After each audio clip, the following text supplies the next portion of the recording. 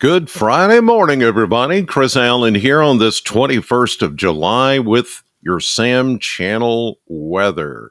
Sponsored by Ace Hardware Marketplace. Well, what? That rain yesterday. I drove from, Horse Cave. I was up in Horse Cave. Then I drove to Glasgow. And in between, when I went out Highway 218, then I got on 31E and started driving south to Glasgow. This was, I don't know, around noon or 1 o'clock or something like that. I mean, I drove into some of the heaviest rain that I think I've driven through in a long, long time. I mean, it was a blinding downpour. The lightning was incredible. I'm driving down 31E and all of a sudden, kapow! And it was just like that lightning strike was right over there. Please don't hit my car. And it was, but I mean, you could not see. People were pulling off the side of the road. I mean, it was not just a gully washer, it was a frog strangler. And we know that's one step up from gully washer.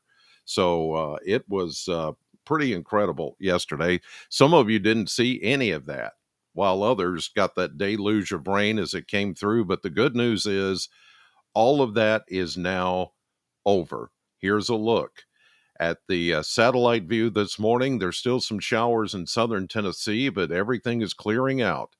Finally, that cold front is making its way through the area. And you could even tell yesterday afternoon as the sun came out, there was a bit of a breeze and everything started to relax. And even the dew point started to come down a little bit more. And they'll come down even more today. We're going to see a mainly sunny day. There will be a few times when we see some clouds mixing with the sunshine, but overall today it is going to be extra nice, and the weekend is looking extra nice as well. We need it. We've just been, hit with round after round of rain, and enough is enough. And we've done some real catching up on rainfall. And so a break and certainly for the weekend is necessary. So perfect timing for that.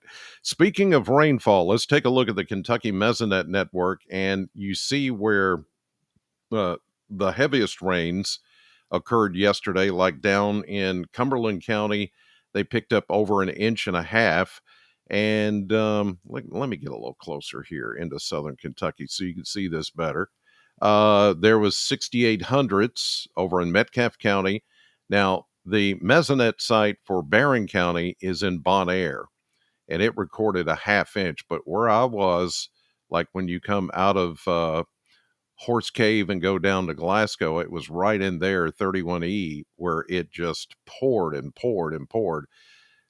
It doesn't show any more than a half inch, but man, it just felt like it was like 2 or 3 inches of rain all at once. That's what it felt like. It's what it looked like.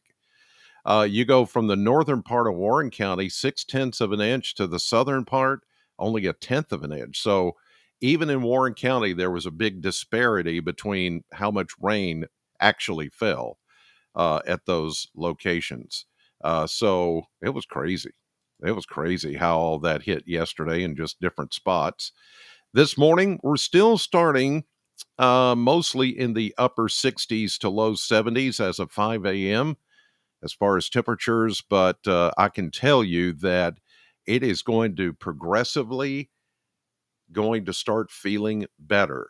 We're going to find a dip, a little dip in the temperature, but the bigger dip is going to come in the dew points starting today. And then going through the weekend, you're going to start to feel um, more refreshing air. It's not going to be a total change, but at least it's going to be a change enough to where you don't you go outside, it doesn't feel quite as muggy. If you need to do some yard work this weekend or just do anything outdoors this weekend, it's going to feel much better. Here's a look at the 10-day blender, and it looks pretty good. We're going to start out with, we'll say mid 80s today. There will be some locations low to mid 80s. The lower 80s really kick in tomorrow. I'm telling you, tomorrow's going to be a spectacular Saturday with highs in the low 80s, lows dipping down into the low 60s, maybe even some upper 50s for some of you by tomorrow morning or even early Sunday morning. Sunday, we go back to we'll say mid 80s.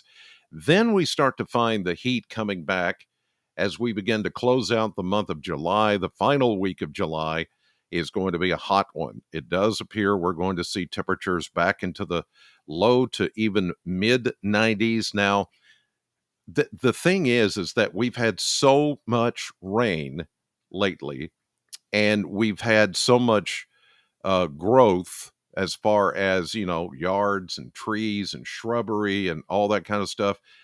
I think the models may be overdoing some of those mid 90 temperatures. It's going to be closer to upper 80s to around 90, even in that 10-day blender I just showed you, because the models have a hard time taking those things into account, like how much rain we've had lately and how much growth of, greenery and things like that has happened. So I would say the numbers are going to be undercut by maybe even almost 5 degrees over what you just saw over the coming days. So even though it's going to get a little toasty, I don't think it's going to be too out of hand hot as we get into next week. So there's some additional good news for you. That's what we need. We need some good news right now with the weather. It's just been too active. Here we go with the model map, and you can see the frontal boundary is placed just about like this and continuing to push southward. So any kind of new developing thunderstorms and all that's going to be in the Tennessee Valley and further south. So let's put this into motion. You can see that even down into southern Tennessee, northern Alabama, Mississippi, Georgia, that's where the active thunderstorms will be today because of the front. And we still have these complexes that try to roll out here out of the west. But the good news is we're no longer under that periphery where everything's going to come our direction. So we just keep things pretty dry for us and continues to be dry all the way into Saturday. Here we go, Saturday. And you see a little something here, but I think that's an anomaly. We go Saturday afternoon, Saturday evening. I don't think we're going to see much of anything. And then here we go into Sunday. All of it very quiet, very dry, high pressure taking control and staying in control for the entirety of the weekend. And really, even into next week, I'm just not seeing that much in the way of any kind of active weather or any kind of, big rains coming in or anything like that. There could be a couple of days when we see a late day shower popping up, but that's about it. Here's a look now at the surface map. Got the cold front coming through. That's going to push all the rain to the south of us, and it's progressively going south as we get into tonight and into tomorrow, which is going to be a beautiful day. Less humid air, temperatures in the low 80s. Here we go into Sunday, looking good, high pressure, in control. Now you see this complex trying to work its way into the area, but it runs into this ridge of high pressure and falls apart as we get into Sunday afternoon and evening. See there? Gone.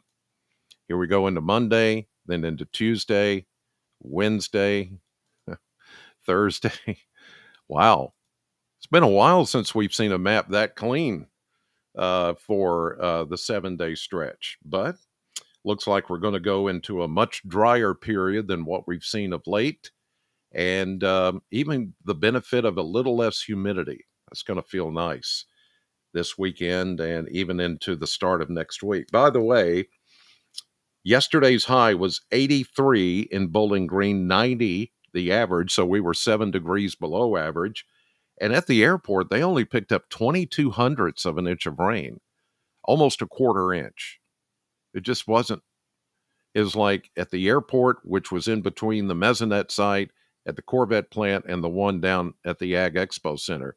So it was right in between that. It would just, the northeastern part of the county picked up the heaviest rainfall.